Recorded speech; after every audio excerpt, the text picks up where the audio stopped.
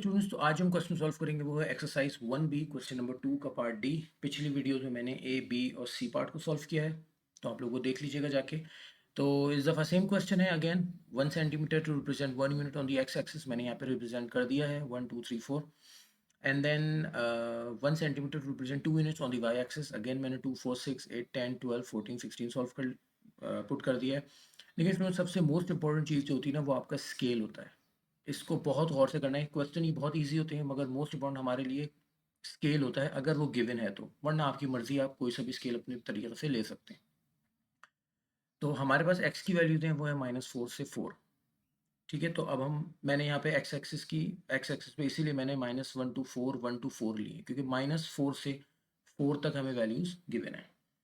ठीक है, तो हम सबसे पहले क्या करेंगे, हमारे पास क्वेश्चन है तो हम x इज इक्वल टू -4 से शुरू करेंगे। तो हमने जहाँ पे x है वहाँ पे -4 पुट किया, तो ये हो जाएगा 3 4 12, -12 -6 इज -18। So y is -18। इसका मतलब है -4 पुट किया तो मेरे पास आंसर है -18। फिर इसी तरह -3 पे हम आ जाएंगे। y is equal to 3 into -3 -6। तो 3 3 9, -9 -6 is -15। So it mean -3 put किया तो हमारे पास जवाब आया -15। ठीक है, फिर इज इक्वल टू -2।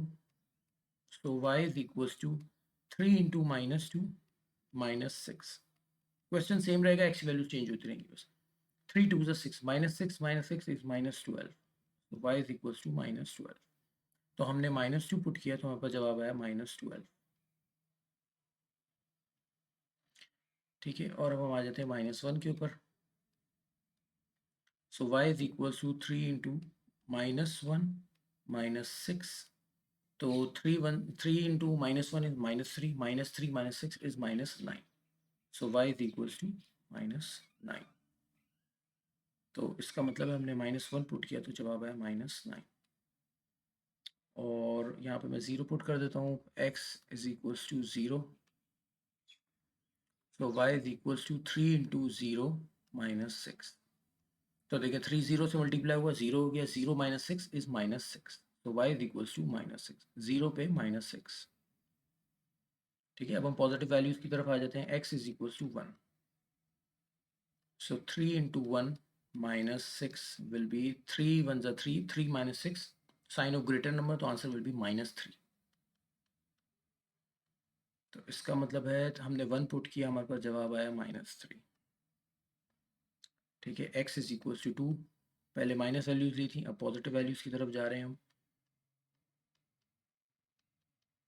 तो देखिए 3 into 2 is 6, 6 -6 is 0। So y is equal to 0। तो 2 पुट किया हमने, हमारे पास जवाब आया 0। x is equal to 3। So y is equal to 3 into 3 -6। तो क्या हो जाएगा, 3 3 is 9, 9 -6 is +3। y is equal to +3। तो हमने 3 पुट किया, हमारे पास जवाब आया +3। और सबसे लास्ट वैल्यू रह गई मेरे पास 4। So y is equal to 3 into 4 -6 will be 3 4 12, 12 -6 is 6। तो हमने 4 पुट किया, हमारे पास जवाब आया 6। ठीक है, अब हम ये वैल्यूज पुट प्लॉट कर लेते हैं। तो देखिए -4 -18, यहाँ पे मैंने -18 और नहीं लिखा है, तो यहाँ पे मैं -18 लिख देता हूँ। ठीक है, तो हमने -4 पुट किया, -4 पे -18 विल बी ओवर हेयर। ठीक है, फिर उसके बाद -3 -15, -3 -15 होगा 14। और देखिए ये 2 है, ये 4 है, 6 8 10, ये रहा 12 और ये रहा 14, और फिर 14 और 16, इसका मतलब यहाँ बीच में होगा कहीं। तो मैं यहाँ पे प्लॉट कर देता हूँ इसे।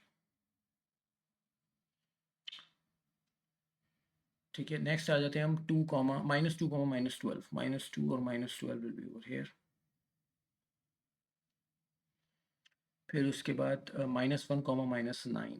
तो -9 जो है वो -8 और -10 के बीच में होगा कहीं। ठीक है, फिर उसके बाद हम आ जाते हैं 0 -6। तो 0 ये रहा, जहाँ पे दोनों लाइन एक दूसरे को कट किया, ये रहा 0, और -6 विल बी ओवर हेयर। फिर उसके बाद 1 कॉमा -3 ये रहा 1 -3 -2 और -4 के बीच में होगा,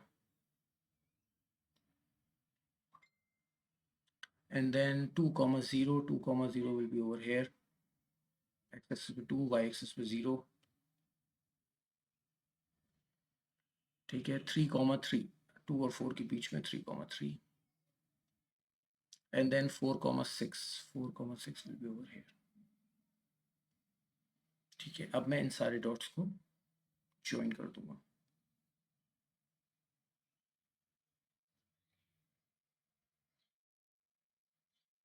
देखिए सारे ज्वाइन हो गए। क्वेश्चन नंबर 2 का पार्ट 1 था, ये क्वेश्चन नंबर 2 के पार्ट 2 में वो ये कह रहा है कि इनका क्या पैटर्न है। तो सारी लाइंस जो हैं वो एक दूसरे के पैरेलल आ रही हैं, यूं करके आ रही हैं। तो हम इस पे यही लिख देंगे कि क्वेश्चन नंबर 2 के, hence the lines are parallel. So question number 2 का आंसर ये है। Thank you.